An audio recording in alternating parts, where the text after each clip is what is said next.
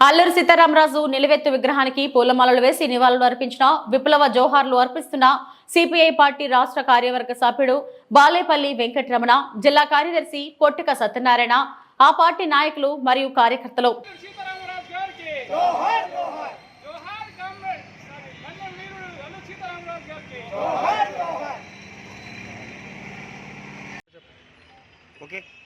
Balepalli Venkataramana, CPI రాష్ట్ర కార్యవర్గ సభ్యులు.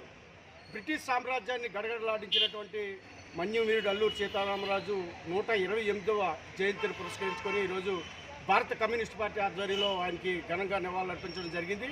అయితే ఉమ్మడి విశాఖ జిల్లాలోనే విశాఖ జిల్లాకి అల్లూరి సీతారామరాజు పెట్టాలని గత 30 సంవత్సరాలుగా భారత కమ్యూనిస్ట్ పార్టీ ఆధ్వర్యంలో మరి ఎన్నో ఉద్యమాలు పోరాటాలు కూడా చేయడం జరిగింది. ఏదేమైనా జిల్లాల పునర్విభజన సమయంలోనైనా కనీసం ఏజెన్సీ ప్రాంతానికైనా అల్లూరి సీతారామరాజు జిల్లా పేరు పెట్టడం చాలా హర్షణీయం.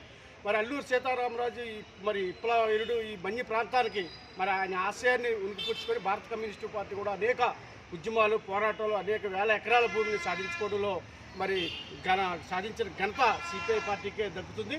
అటువంటి తరుణంలో మరి భారత కమ్యూనిస్టు పార్టీ ఆయన ఆశయాన్ని ఆయన ఏ ఆశయం కోసం అయితే మరి బ్రిటిష్ సామ్రాజ్యాన్ని గడగడలాడించి మరి గిరిజనులకి మేలు చేసే విధంగా ఆ రోజు పనిచేశారో అదే బాటలో కమ్యూనిస్ట్ పార్టీ కూడా పనిచేస్తూ ఉంది.